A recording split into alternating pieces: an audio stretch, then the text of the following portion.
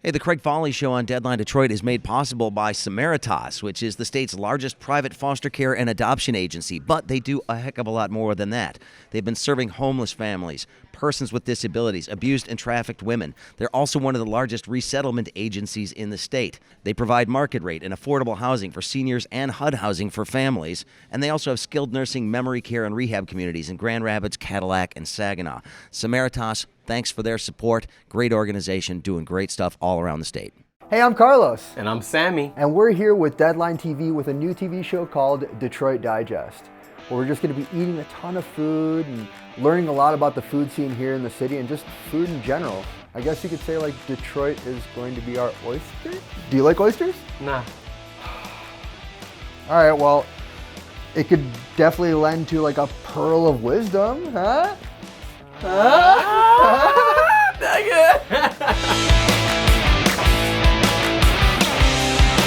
Hey everybody, happy Friday. Welcome to the week that was on Deadline Detroit. I'm Craig Fahle, and as you have already seen, Nancy Derringer is here with us once again. Alan Lengel is here once again, where we break down the stuff that happened this week. And, well, obviously we this have an week, embargo this week, though.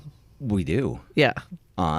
On the debates, because we spent the last 2 days we're talking not about the going to debates. talk about who won the debates or anything like that. But I did want to spend a little time talking about the spectacle that was the debates and some of the interesting people we saw around town and the experience that it was. Because I was asking myself, is this what it's like in Iowa all the time? Or New Hampshire, when it gets to be the silly season out there and all these candidates are here? Key difference, though. It's much colder in Iowa when they're ramping up to the caucuses. That's true. And New Hampshire as well. So it's freezing. I mean, this was a perfect time to have the debate in Detroit. The weather was generally amazing. I mean, it was a little warm over the weekend when CNN started broadcasting, like on Sunday. Yeah. I walked down there. But the weather the past few days was it was perfect. great. Spectacular. It was great weather. It wasn't too hot. I mean, those demonstrations were just a hoot. I mean, I really had a good time kind of circulating through. And I had a couple friends who work for Bloomberg now who used to work at the Post, and we walked over to Greektown, and they were saying how nice the city is, but they did take note and said, there's not a lot of bustle here generally. And I think I said, look, it's not Chicago. No. It's not New York. It's not even, it's not D.C. We have our own kind of bustle. Had they been here 5 years ago, they would have seen the incredible lack of any bustle. Yeah, right. And now Detroit bustles harder. Oh, Detroit. Wow, you've been waiting on that one. Oh, yes. Oh, boy. Oh, okay. It's right. Comedy writer for hire right here, everybody. Right. No, but seriously, I was surprised how many people came from all over the country to be here just for the spectacle, whether they had tickets or not. Mm-hmm. And you have to be really into politics to drive to another city just to stand outside while a debate is happening inside and root for your character. It reminded me sort of like Deadheads in a way, but with Hillary Clinton dresses and things like that as opposed to tie-dyes. It was really kind of interesting. And then there were people on the other side too. I think for whatever, CNN seemed to really, for whatever people criticize some of the questions or stuff, they really made a footprint here in the city. I mean, they took over the whole parking lot in front of Comerica Park. Yep. They were broadcasting since Sunday till yesterday. It was Detroit Week. Yeah, they CNN. were broadcasting. Yeah, and the city was portrayed in a good light. Put on its good face. Well, the interesting thing is the Tigers are so bad this year that they could have had that parking lot anyway. Right. People, I say we prefer it. Parking at the ballpark right now. We prefer it. But, some fun things happened, though. There was that band, of course, at Deadline Detroit. If you check it out, we have video of this wonderful band doing their song. Video. CNN Sucks. Yeah. They're not very good, but they are the children of one Randall Terry, of course, of Operation Rescue fame. And that goes back. If people are a little younger and don't know what Operation Rescue was, it was an anti-abortion protest that spread. I want to say the 80s, but I'm pretty sure it was the 90s. Yeah. Where they did the lay down in front of the clinic thing. They would get hundreds of people to come and lay down in front of the clinic so that nobody could get through. So the police had to carry them off bodily, the standard, go limp strategy. But it was where I lived at the time, which was Fort Wayne, Indiana. They were a force to be reckoned with for a while. So now they're doing this. And apparently Randall Terry is on his second marriage, like a good evangelical. He's on his second marriage. Right. He has four boys. Four boys, that like are each a year apart. 13 to 16, 13, 14, 15, 16. It's like Hanson. I interviewed him. I said, how I didn't say this, but I was about to. And I said, how old are the kids? He said 13, 14, 15, and 16. And I was going to say, you didn't skip a beat.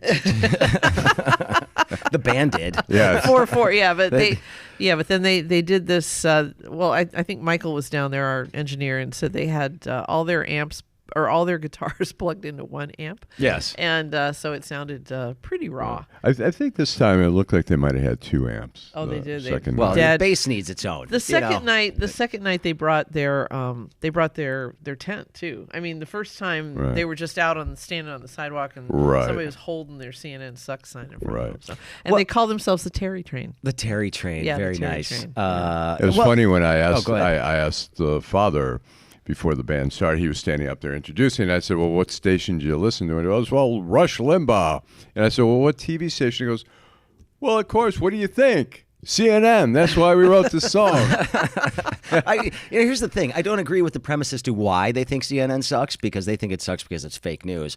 I just think it sucks because I can't stand watching CNN. I mean, it's all flash, graphics, conflict, and I can't watch cable There's news no at meat all. on that bone. Yeah, I have not missed cutting our I still cable. enjoy it. one day. I'll go back and forth between CNN and MSNBC. Occasionally, I'll go to You gotta the watch, alternative universe. You got to watch Fox and Friends. I'll go to, I go yeah. to Fox and I'll watch that. And I have to say, on Fox, the person I do admire there is Chris Wallace. I think he really is. If there were any truth to the Fair and But Balance, that's Fox. He would be like that's Fox News, not Fox News Channel. I mean, he'll sometimes show up there, but Fox News, that channel, like I said, Fox and Friends in the morning is the most consistently entertaining program from a comedy standpoint that I've ever watched. It's an SNL. A friend of skit. mine who works in finance journalism tells me also he works in an office where Fox Business Channel is on all day long, and he said, as bad as Fox is, you have not seen anything yet with Fox Business Channel. I mean, it's crazy. Well, Fox Business Channel has actually been actively peddling the theory that tariffs that are just announced are not paid by consumers. When Larry Kudlow, who used to be on that channel, said just a couple months ago, well, yeah, tariffs are typically paid by consumers. Right. Donald Trump announces a new round of tariffs against China just yesterday. The market reacts, of course, in a negative fashion. Yeah. Why is that? It's almost like the market knows something that we don't. You know? The market is not a living, breathing being as much as we like to ascribe it a personality. But at the same time, it's like they can't even agree on who's paying this stuff. China now says they're going to retaliate. They just announced this morning that they're going to retaliate. This is not going to end well.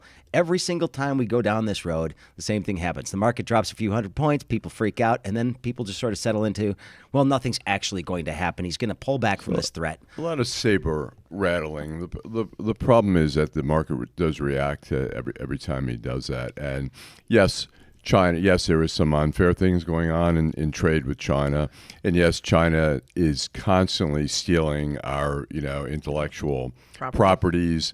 For major companies. I mean, the FBI is constantly working on cases on that. So, yes, it's there, but is this the best way to negotiate? I mean, he thinks he's a tough negotiator. He claims to have negotiated with the North Koreans and stuff deal like that. maker ever. Right, and the art of the deal. And, we don't see any real great deals coming out of North Korea. We don't see any great deals coming out of Iran. I mean, he tries... He doesn't understand. I mean, and I think the Bush administration learned this. George W. learned this in 2001 and post-2001 is that you can't bully the folks in the Middle East because they're on a mission. Some of these people, the zealots, the Al-Qaedas and ISIS and stuff like that, they're on a mission from God, and you cannot bully them. And you have to learn. It's like Condoleezza Rice, who was an expert in Russia, learned that Russian culture is far different than the culture of the radical, Islamic, folks in whatever country. Meandering toward a point at this. I'm sorry. Yes, and if you elect me president, I can promise you, I bring this healthcare long view for all. Yeah. So, anyway, Sorry for that meandering or rambling. go ahead. We started talking about CNN sucks, and then suddenly we're on Chinese tariffs. And Well, we were I talking went about to the tariffs. thing, We were- because okay. we were talking about Fox Business, tariffs. which led to Oh, that okay. thing. But and I'm I saying just- that I wanted to make sure I mean, mentioned that. the essence was that Trump thinks he can bully Yeah. everyone around the world, And he can't. he can't. He's not like can. He's not doing a very. But he does a good job when he goes to those European G8s or G20s, where he walks in front of the Macedonian prime minister or something like that. He's really good at that. But not the Middle East. No, they don't do that. They don't play, as they say. Well, so all right, Donald Trump. I really don't want to spend a lot of time on Donald Trump this week, just because No. he had one of his rallies Sick in of him. Cincinnati last night. Those are always This just is the fun. no Trump zone. Yeah, I mean, let's make this a no Trump zone for now. so At least Trump adjacent, okay? Can we at least not be? we're not going after him Okay. today. We've got other stuff to do. I do want to talk about some stuff that Friday. you guys did though yesterday. I thought that interview that's on Deadline Detroit right now with Marianne Williamson was very eye-opening. Well, thank you. I'm glad you enjoyed it. You and Violet, of course, sat down with her for about 45 minutes yesterday. Mm-hmm. And I've had a bunch of people who I know who are conservatives that actually read this and were like, that was a lot more thoughtful of an interview than Right. I expected her to give. And I think she has been caricatured as a new age whack job, in part because of her own New agey wackiness? Her own new age wackiness. Exactly. she's a minister of a church, but her theology is, she's got this Twitter that goes back years talking about how, visualize angels plugging or filling the Deepwater Horizon, oil spill, that sort of thing. And so people, I think, with no small amount of evidence, believe this about her, but she's really not. I mean, she's a pretty serious thinker. Many of her policy ideas, we kept trying to get at this with her. It's like, how do you enact this stuff in policy? We've been led to believe that if you're elected president, you get to be king of the whole country, and you don't. Ask Barack Obama. I mean, you still have to work. Ask Donald Trump. He hasn't gotten half the stuff that he wanted. But he pretends he has. Well, that's true. Yeah, he loves those executive orders and all that stuff, and some people seem to think that that's not governing. That's not Right. politics. That's just and executive orders have been abused. But Do we have to pay $1 for every time we see Donald Trump from this point on? yeah, maybe we should. That's a good idea. That's right. It's like a cuss jar. The pizza. It's the pizza fund. Yeah, that's what we'll the do. pizza fund. We'll But- take it out and get pizza at the end of the week when we do this. But I think, if she were running for Secretary of Philosophy in the newly creative Department of Philosophy in the Bernie Sanders administration, she's a total shoo-in. She's a total shoo-in. She's thoughtful. She thinks about, bigger issues. And I really enjoyed talking to her. They hated that piece, though. They didn't like the headline, and they said they would not share it on their But they really 3.2 wanted to million. share it, and they said they would. It was a very thinly veiled threat, but There's we'd no love way. to share this if you change the headline. We're not changing Is the that what damn they headline. said? Yeah. I am not a kook. That was a quote. It was a quote. Of course it's but gonna be the It was a headline. little bit, but it was also Tongue in cheek. It's a It was fun- We didn't Photoshop her on Nixon holding up his no. fingers like this. It echoed the famous We could Nixon, have. Yeah, the yeah. Nixon quote. I am not a crook, and she wants to be taken seriously, and I understand that. But at the same time, it's like she has a lot of She comes with a lot of baggage. I posted that on my Facebook yesterday, and a fight broke out in the comments over her comment or her concerns about vaccines. Apparently, during the during the AIDS epidemic, the worst of the AIDS epidemic, she essentially said you just need to pray more. I mean, how is that different from the most, the most vile? Well, that's what we've been saying about gun violence. Yeah, exactly. Thoughts and prayers, There right? you Thoughts go. and prayers. So, I think she needs to address that. And if we had another 15 minutes with her, we could have easily gotten into that. But man, she tends to filibuster, which I think comes across in her She's a in the politician. text. That's what Yeah, they do. Exactly. Okay, this story, we're talking about divided politics, right? And we will... He Yeah, whose name without- shall not be yeah. spoken. We won't get He into that. must not be named. But he's creating this division out here. And, of course, he's been making these attacks on the squad, Right. which includes Rashida Tlaib, representative from the city of Detroit in Congress. There's a billboard down in North Carolina from this company called Cherokee Guns. It's a gun shop. It says, "The Four Horsemen cometh." Cometh is scratched out, and it says, "Are idiots" underneath it, and it's got pictures of Omar, Rashida Tlaib, Ayanna Presley, and who am I forgetting? I'm forgetting Ocasio-Cortez. Yeah. That's right. So they're there. Now they're saying that they're feeling threatened by this, that this is somehow this gun shop putting their picture on a billboard means that they should be targets. This store has a history of having really controversial billboards. They had another one. Of course they do. That was a picture of Donald Trump holding 2 machine guns, like Rambo style, firing these guns, sort of screaming, and it says, "I wash my guns with liberal tears." Oh, So, wonderful! wonderful that, company. Like that dough ball could lift 2 full-size assault rifles in his arms, but never mind. It's just it's a sign of the times, and it's not a good sign. No, it is. I mean, and They're like I said, protected. They're protected. There was a really good story in the New York Times a while back about these lawsuits that have been filed by the Newtown parents, the Sandy Hook parents, trying to go after some of these gun manufacturers for deliberately putting up these provocative ads. yeah, And I think their one- marketing campaigns. Yeah, and that's the I think only way the you can one- go after them. Right, but they were saying that there's, they have this shield law essentially that was, pushed through in Congress, the NRA, they know who to buy. And it's very, very difficult to collect from them. But they said that whoever the maker of the AR-15 Bushmaster had an ad that said something like "Get your man card back," and it's like, come on, I'm so glad I don't live in the South, even though I know there are bazillions of guns in every state in the nation. I don't think I could live next to people like that. Well, yeah, that one was pretty bad. But I mean, the point though is that, I mean, do you see this as a threat? Obviously, they're trying to poke a joke at whoever the political enemy of the day is. Mm-hmm. Is I there think some it nut job certainly out there that would take a look riles- at this and say, maybe we do need to do something about that? I don't know. I mean, it's one straw in a very one piece of straw in a very large haystack of propaganda and attacks and everything else. And I guess my feeling is, who knows? I mean, maybe it would push somebody around the bend. Who knows? What do you think? No, I think it potentially does for people who see the message there. The message is these people should be dead. Yes. And we happen to be a gun shop. So if you happen to buy a gun and you happen to, dots. it's, I mean, Well, some they of the said they were gonna conspiracy take it theories. down. When I was in Eventually. D.C., I lived 2 blocks from that Comet Pizza where Hillary Clinton was running a, what was it? Oh, She's the supposed to be child running a, pedophile.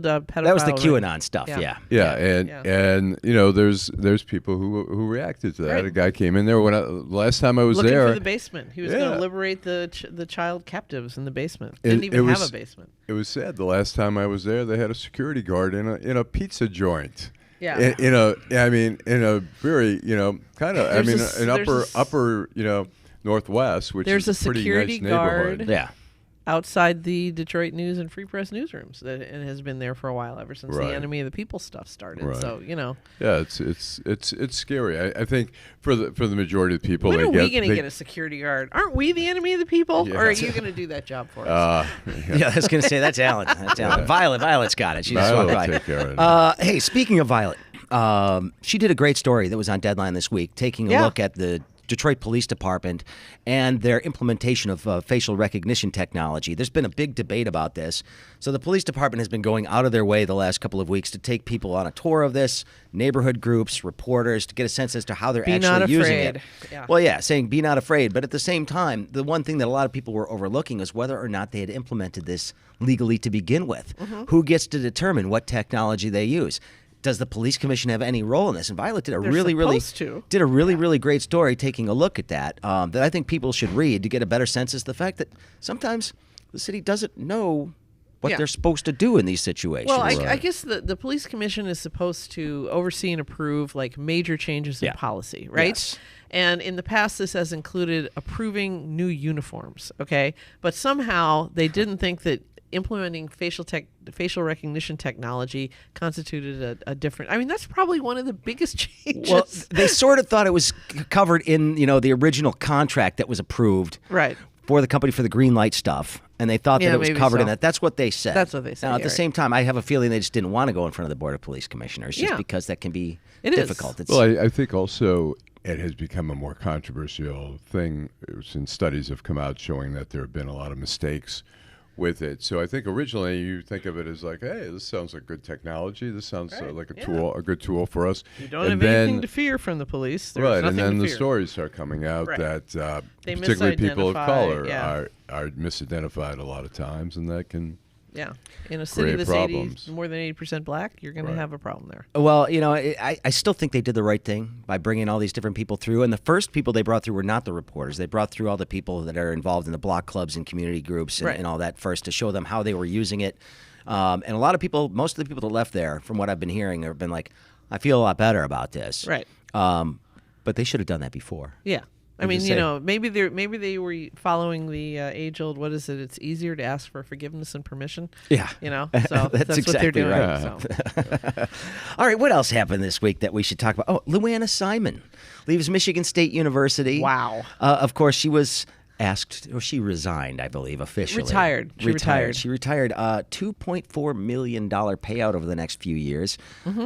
And Does she get a she's on pension trial. on top of that? I mean, she's being investigated in her role in the Nassar scandal and whether or not she knew and covered it up. And didn't tell anybody. Well, that would be a cover up. That I guess would that's be the same thing. Just sort of like swept it under the rug and just said nothing to see here. Let's just quietly get rid of this guy and hope this all goes away. But they didn't quietly get rid of him. that No, was the other problem. That was the other Yeah. big problem. But I was a little shocked to see her, and I've met her many times, interviewed her on a number of occasions, and she always seemed like a competent administrator. But it's always shocking to me when you see something like this level of problem, that they think that they're just gonna, maybe nobody will notice. Well, I mean, the Catholic Church did it for probably since its inception. I mean, I think that's always like, oh, these girls, it was only finger. I mean, there's a million ways that that people can say it wasn't that bad. They'll say some of them didn't even know they were being assaulted. So how can this really be an assault? This sort of thing. And so no, she's the $2.5 million though is kind of like, wow. I mean, at what level do you fail in that direction? Fail where you fall into a money tree and it just I've rains made down mistakes upon in you. my life. Nobody gave me money. So you obviously have not I was reached lucky. the I was lucky I failing still got to threshold. sit here continuing to do this at the time. So, failing upward threshold. Right? what do you got to do to get there? Yeah, That's what I'm trying to figure I out. think once you get to a certain certain position, Yeah. then it's like, They just throw money at you. They throw money at you to get you to go away. It's kind of like, You know what? I'll take on a really crappy job, do a really bad job, then pay me a bunch of money to leave a year from now. More than happy. So if anybody's looking for that, I'm down. I'm your guy. Because the I other guarantee thing you. about that story that I thought was interesting were like all these other perks that were enumerated in this agreement. She gets to keep her seats at all the sporting events, but now she has to pay for them out of her own pocket. Well, did Michigan State not learn anything about letting John Engler sit courtside at the Right, tournament? exactly. Everybody That's right. why is John Engler sitting here? Right, exactly. But the other one was she gets to sit for the official oil portrait that is commissioned of all the past presidents. But if she's convicted of a crime, they do not have to display it. wow. It just makes no sense.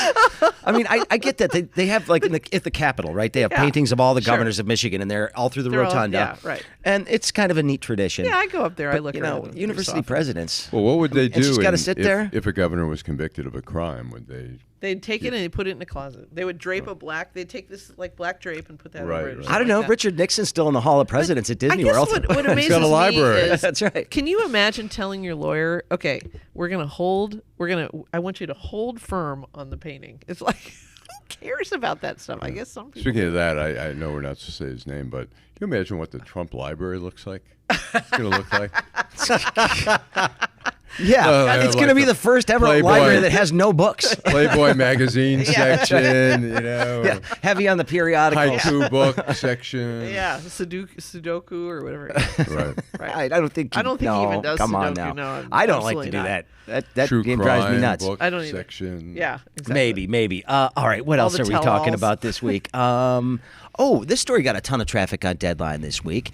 A new theory on what happened to Jimmy Hoffa. I mean, Jimmy Hoffa went missing, 40-something years ago? 44 years. 44 years ago. 44 years ago. Last on Tuesday. And That was the anniversary. Right. So basically, Robert De Niro's making a film about Jimmy Hoffa, and this guy's like, no, the ending's inaccurate.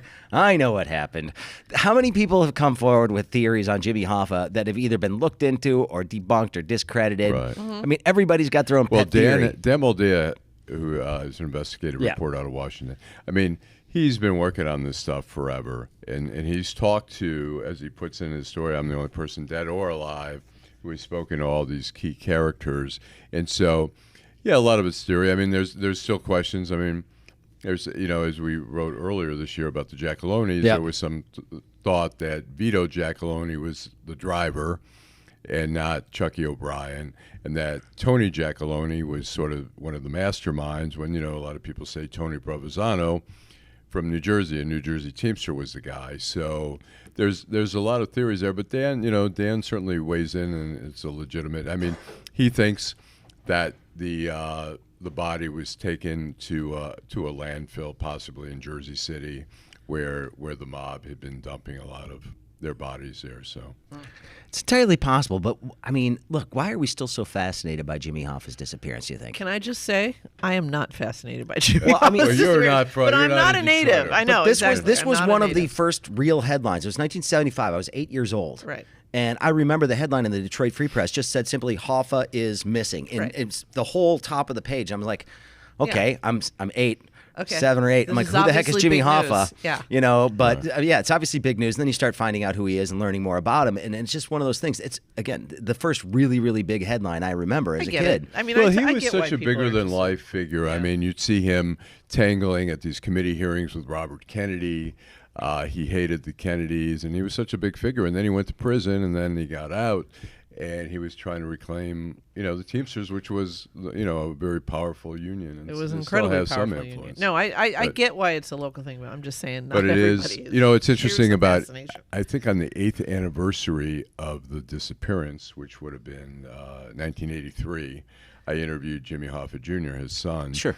And I asked him, and I was kind of surprised by his answer. I said, does it bother you when Johnny Carson uses your dad's name in a monologue as a joke? And I thought he'd be like, yeah. And he said, yeah, that really bothers me. Yeah. And I Well, was and It's an that's unsolved murder. right. that's. I mean, and it's a also- cold case that's Right. been sitting out there. And if you're a relative, yeah, you'd be kind of pissed. You want somebody to pay for that. Right. Guy was deprived But of his father. Yeah. But every time you plant something in your garden, you can get a laugh out of saying, "Hey, I think I found Jimmy Hoffa down here." But that's a good point you make here. There was a really good story, I believe, in your alma mater, the Washington Post, this week about something called Crime Con, which is full of mostly women, people who come who love true crime stories. Oh, yeah. Right? Look at the podcast numbers out there for true Oh my crime God! stuff. Yeah, It's true amazing. crime stuff. It's just it was this one guy who has been trying to solve the mystery of his sister's death, which was some years 80 something time in the 80s, and he's really wounded by this. It's like if one of your relatives is one of these victims, you don't want to see people wearing T-shirts that say, basically a detective, this kind of thing. And I'm just, it's so fascinating. These are Yeah, I think the real Hoffa people. family. I mean, it became a joke, and it still is. Some people still make little jokes about. It's 44 years later, and they'll say, "Oh yeah, like Jimmy Hoffa." Right. But yeah, it's. I think it's still a issue of fascination, but it's like crime is like the mafia. When we write about the mafia, particularly back at the Detroit News, I wrote a long profile on Vito Giacalone. Yeah. And It blows up. People love mafia stories. yeah, people love. Ask Look, Martin The Sopranos. Scorsese. Yeah. The Well, Sopranos. I I think- mean, look how popular that was. It was amazingly popular. I think the only thing they love more than that are good old-fashioned sex scandals. Yeah. Do we have one? Is Jeffrey that the Epstein. segue? Oh, This story is getting weirder and weirder by the day. I Now, have just one quote before. I'm sorry. go ahead. About Tony Soprano, my favorite quote was, "I may not have ethics, but I got rules." Well, Jeffrey Epstein was announced this morning. They're expecting to go to trial sometime in 2020, June of 2020, before this Wow. actually goes to trial. They say they Okay. have about 1 million different pieces of evidence to go through. I just want to documents see and the photos charging and everything document else. that was suppressed. Well, that's coming out. The Okay. judge ruled yesterday that stuff's going to get released, Yep. and there's a whole bunch of people's names on there. Oh, yeah. So they're basically got a couple of weeks left to this appeal. is whether or like not the it's gonna be Ashley released. Madison data dump. It's gonna be really good. I don't think. It is, and even in the statement that they made, there's several prominent politicians, world leaders, a Businessmen. prime minister, and some other people that are listed in these documents. And the press should not rush to judgment about what it means if these people are in here, Right. but just be ready. Yeah. He did. So- he did a lot of financial work for a lot of different people. So it's hard. So who knows? But what? but let's get to what But we're let's talking get to about the here. fun stuff. I mean, this is just the New York Times The story. baby ranch. Just You're like, who does this guy The think he headline freaking said is? I mean, something that's like, the thing. Jeffrey Epstein wanted to seed the human race with his DNA. Yes. I believe that was it. And his plan was that he was going to turn this massive ranch that he has in New Mexico into a breeding facility for what he obviously considered to be his superior genetics and a hand select. It's like the end of Dr. Strangelove, you know. Of course, the women would have to be very attractive, you know. So he would. Trump would say, "They have to be a 10." He would have as many. Not I my think they type. said he wanted to have 20 women at a time gestating at the ranch. So you know he could have like scores of children, presumably. And he was, And all of these, but the thing is, like, all of these Nobel laureates who are sitting there at the cocktail party, That's the weird part. listening to this, are not going, excuse me, I just remembered an urgent appointment on the other side of the country and I have to go right this minute. They're just kind of going, ethical lapses aside, how much money do you have for my research? That's because basically he what it funded was. research, because he funded Too scientific bad research. Dr. Mengele's not around. Exactly. To help with the, yeah. And then he wanted to be cryogenically frozen, and he wanted to save his head and his organ, his male organ. Yes, which and is to have those hilarious. cryogenically frozen, that's like Frank and Epstein later. Just Exactly. sew the parts back but on when they but work. the other thing is, if you know anything about the Jeffrey Epstein story, he had his male organ was distinctive. It was unlike many other male organs. Not that I have seen all that many, but. And why he it sounded kind of weird, but to me, to my ears, and he wanted to save it. So Well, there you go. hey, you know, everybody's in love with themselves in some capacity. Well, he was certainly in love Sounds with like that a part little bit of himself. narcissist behavior there. Slightly. But yeah, I mean, I read that. I was like, this is the weirdest thing I've ever heard. And the fact that people took him seriously. This is not like the Or- dude with the Hale-Bopp comet cult Yeah. or something like that. This was just a guy who wanted to do something really sort of Dr. Evil-ish. Yeah. He could be like a super Bond villain. Yeah, you know? I mean, exactly. Yeah. Could have a Jeffrey Epstein nation. But you know that's right. how When they blow up the compound in New Mexico at the end when Idris Elba is the next James Bond, hopefully. you know how ranches tend to have these colorful names in the West. I vote that we call Jeffrey Epstein's ranch the Lazy Hoe, because you know it's like And on that note, we're going to wrap up the week that was here on Deadline Detroit. We appreciate you watching. Lots of other cool stuff on Deadline TV. The Zip should be coming up a little bit later on today, and I have a weird feeling that the wonderful CNN Sucks song may make an appearance in the Zip. oh, this week. I think it believe needs. Is it? so. It needs to Can have we a very ask wider- our prominently. crack writing team whether that's going to be in there? Prominently in Very there. good. Also, look for Detroit a Digest, catchy a new tune. offering. A new offering we're going to give you a little sample of a little bit later on as well on Deadline TV. Keep looking for new offerings there. And, of course, DeadlineDetroit.com every day for all your news needs. It's all there. Nancy Derringer, Alan Langle, thank you very much. Always a good Thank time. you. Thanks to Michael Lucido. I'm Craig. We'll talk again next week. Hey, the Craig Fahle Show on Deadline Detroit is made possible by Samaritas, which is the state's largest private foster care and adoption agency. But they do a heck of a lot more than that.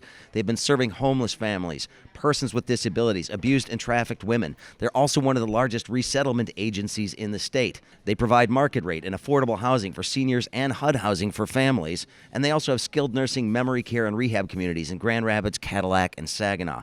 Samaritas, thanks for their support. Great organization, doing great stuff all around the state. Hey, I'm Carlos, And I'm Sammy. and we're here with Deadline TV with a new TV show called Detroit Digest, where we're just going to be eating a ton of food and learning a lot about the food scene here in the city and just food in general. I guess you could say like Detroit is going to be our oyster. Do you like oysters? Nah. All right, well, it could definitely lend to like a pearl of wisdom, huh? Dang it!